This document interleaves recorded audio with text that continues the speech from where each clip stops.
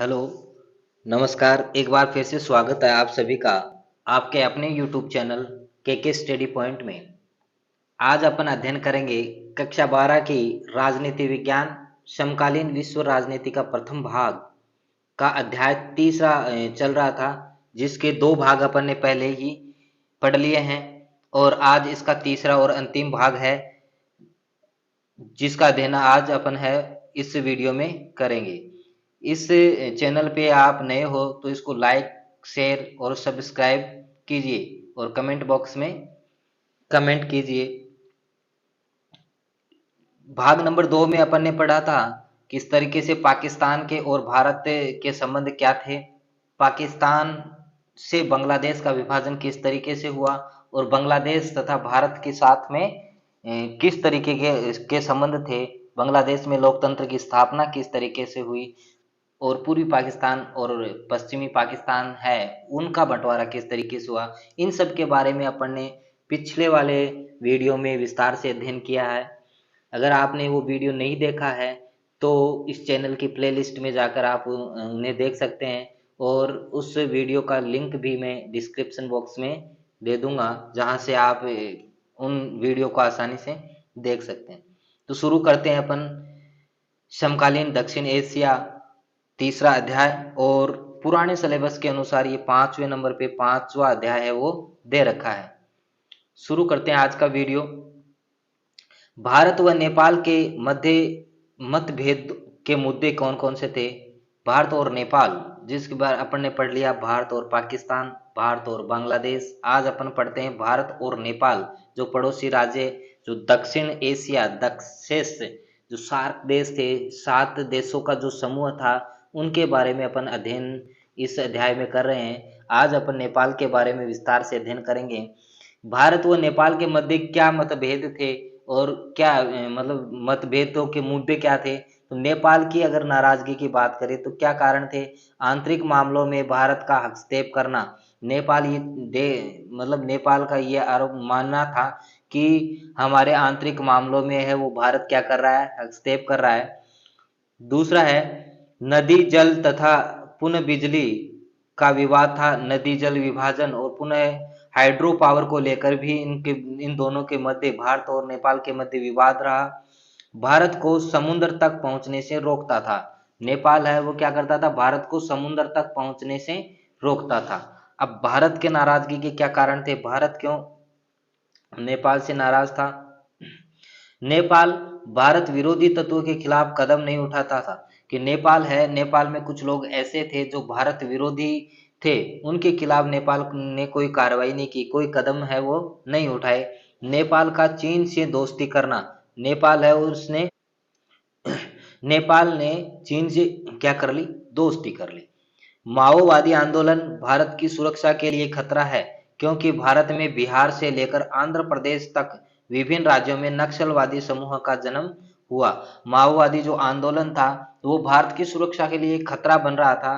क्योंकि खतरा इसलिए बन रहा था कि भारत में बिहार से लेकर के और आंध्र प्रदेश तक जितने भी राज्य हैं उन सब में नक्सलवादी समूह है वो जन्म ले रहे थे, इसलिए माओवादी आंदोलन था वो खतरा बन रहा था।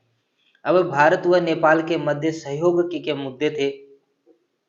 संधि के तहत दोनों देशों के लोग बिना पासपोर्ट व वीजा के एक दूसरे के देश में आ जा सकते हैं और काम कर सकते हैं। नेपाल और भारत, इनके मध्य एक संधि हुई और उस संधि के तहत नेपाल के लोग भारत में आ सकते हैं और भारत के लोग नेपाल जा सकते हैं, जिसके लिए उनको वीजा और पासपोर्ट की जरूरत नहीं पड़ती है। व्यापार, वैज्ञानिक सहयोग, साझे प्राकृतिक संसाधन, बिजली उत्पादन और जल प्रबंधन ग्रिड के मसले पर एक साथ हैं। दोनों देश भारत और पाकिस्तान है वो व्यापार करने में, वैज्ञानिक नए नए खोज करने में, साझे प्राकृतिक संसाधन, जो भी प्राकृतिक संसाधन है उसको साथ साथ काम में लेना। इसके अलावा बिजली उत्पादन, जल प्रबंधन ग्रिड, इन सब के मामले में भारत और नेपाल दोनों साथ साथ हैं। आगे है भारत व श्रीलंका के संबंध। भारत और श्रीलंका के बीच क्या संबंध है और वो उनके बीच में क्या संबंध है। तो भारत और श्रीलंका के बीच में संबंध है वो किस तरीके के थे। दोनों देशों के मध्य मुक्त व्यापार समझौता हुआ। दोनों जो देश थे, भारत श्रीलंका है, उनके बीच में मुक्त व्यापार समझौता था। दोनों देशों के लोग एक दूसरी जगह जाके व्यापार कर सकते हैं, जिससे दोनों देशों के मध्य संबंध मजबूत हुए। दोनों देशों के मध्य क्या बने थे, संबंध थे, वो मजबूत हुए। जो भारत था ये 1947 को आजाद हुआ था, और श्रीलंका था वो 1948 को क्या हुआ था, आजाद हुआ था। और इनके मध्य जो संबंध मजबूत थे, क्योंकि व्यापारिक के समझौते इनके बीच में हुए थे। श्रीलंका में सुनामी से हुई तबाही के बाद भारत ने खूब मदद की। श्रीलंका में एक बार सुनामी आई, और सुनामी से जितना इनका नुकसान हुआ, तबाही हुई, उनसे उभरने के लिए भारत ने इनकी खूब मदद की। श्रीलंका के जातीय संघर्ष में दोनों देशों के संबंधों में तनाव आया। श्रीलंका में जातीय संघर्ष हुआ, और उस जातीय संघर्ष में दोनों देशों के मध्य क्या हुआ, तनाव आया। एक बार भारत ने अपनी शांति दूत श्रीलंका में स्थापित किए थे, जिसके कारण भी इनमें मतभेद हुआ था। 1987 के सैन्य हस्तक्षेप के बाद भारत ने श्रीलंका के आंतरिक मामलों में हस्तक्षेप नहीं किया। 1987 में एक शांति सेना श्रीलंका भेजी गई थी भारत के द्वारा, वो हस्तक्षेप उन्होंने किया था। उसके बाद में श्रीलंका के बीच और भारत के बीच में कोई आंतरिक मामले में हस्तक्षेप वो नहीं किया। अब है भारत और भूटान। भारत और भूटान के बीच कैसे संबंध थे, भारत और भूटान के बीच क्या संबंध थे, कैसे थे। भारत भूटान की बड़ी पन बिजली परियोजनाओं में सहयोग करता है। भारत भी भूटान है उसकी पन बिजली योजनाओं में सहयोग करता है। दोनों के मध्य अच्छे संबंध है, और कोई बड़ा झगड़ा नहीं है। दोनों देश हैं, उनके मध्य अच्छे मित्रता पूर्वक संबंध है। आपसी कोई भी प्रकार का इनके मध्य नहीं हो रहा। भूटान ने पूर्वोत्तर भारत के उग्रवादियों और गुरिल्लों को अपने क्षेत्र में नहीं रहने दिया। भूटान है उसने क्या कि पूर्वोत्तर भारत थे उसके उग्रवाद रहने दिया। अब आगे है भारत और मालदीव। मालदीव और भारत, जो मालदीव है वो द्वीप समूह है। दोनों देशों के मध्य मधुर संबंध है, एकदम मित्रता पूर्वक अच्छे संबंध है भारत और मालदीव के मध्य। 1988 में श्रीलंका से आए किराए के तमिल सैनिकों ने जब मालदीव पर हमला किया, तो मदद मांगने पर भारत ने तुरंत मदद प्रदान की थी। कि 1988 में श्रीलंका से कुछ किराए के तमिल सैनिक थे, उन लोगों ने क्या किया, मालदीव पे हमला कर दिया। और मालदीव पे हमला करने से मालदीव ने भारत से मदद मांगी, और मदद मांगने पर भारत ने मालदीव की मदद वो तुरंत की। मालदीव के आर्थिक विकास, पर्यटन, मछली उद्योग में भारत उसकी मदद करता है। इसका मतलब भारत और मालदीव के मध्य जो संबंध थे वो वास्तव में मधुर संबंध थे, अच्छे संबंध थे, मित्रता पूर्वक संबंध थे। अब छोटे देशों को क्यों लगता है कि भारत दक्षिण एशिया में अपना दबदबा कायम करना चाहता है। छोटे देश का मतलब जो सार्क जो समूह था, इनके दक्षिण एशिया के जो 7 देशों का समूह था, इसमें बाकी छोटे छोटे देश थे।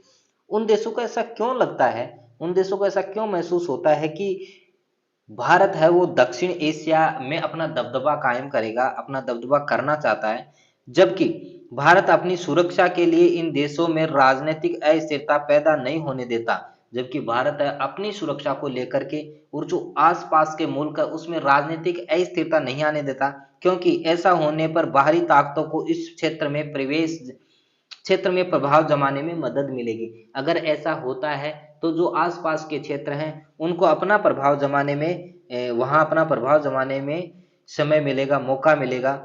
भारत का आकार दक्षिण एशिया के अन्य देशों से अधिक बड़ा है, वह शक्तिशाली है। भारत का आकार, क्षेत्रफल की बात करें तो भारत एक बहुत बड़ा क्षेत्रफल वाला भाग है, जो अन्य देशों से बहुत ही बड़ा है, शक्तिशाली भी है। इस कारण छोटे देश है वो भारत पर शक करते हैं, और इसी कारण छोटे देशों को ऐसा लगता है कि भारत है वो दक्षिण एशिया के बाकी जो मुल्क है, देश है, उनके ऊपर अपना दबदबा है वो कायम करना चाहता है, उन्हें दबाना चाहता है, उनके बाजार में सेंध मारना चाहता है, उनके बाजार को लूटना चाहता है, या बाजार पे अपना हक जमाना चाहता है, यहाँ की राजनीति को प्रभावित करना चाहता है। इस तरीके से जो छोटे देश थे उनको ऐसा लगता था।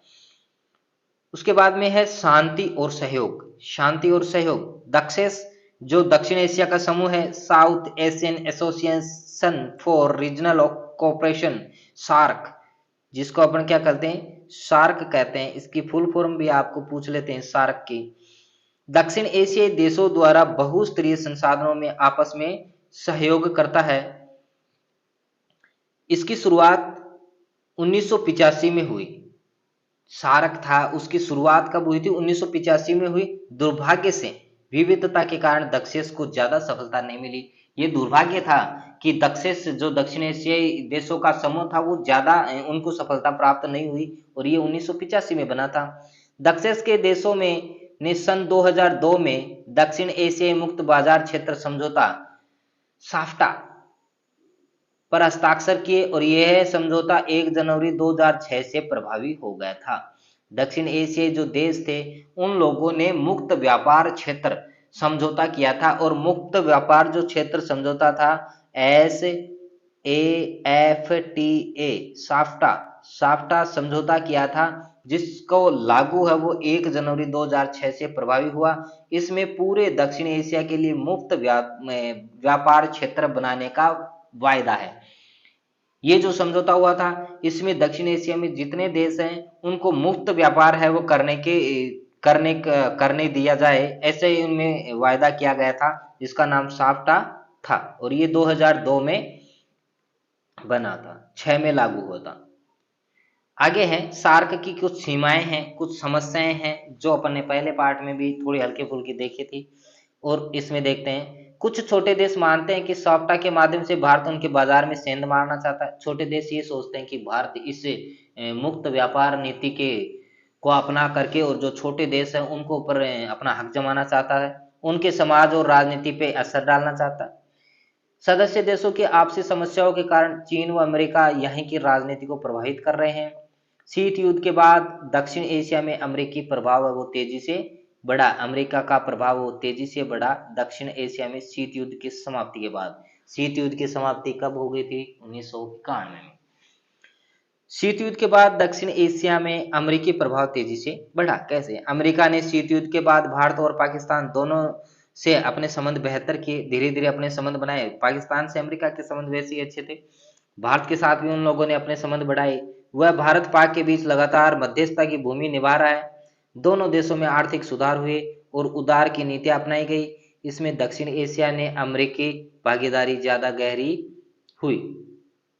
इस तरीके से अमेरिका है वो शीत युद्ध के बाद है पाकिस्तान से और भारत से अपने संबंध है उनको बढ़ावा दे रहा था। आज का ये अध्याय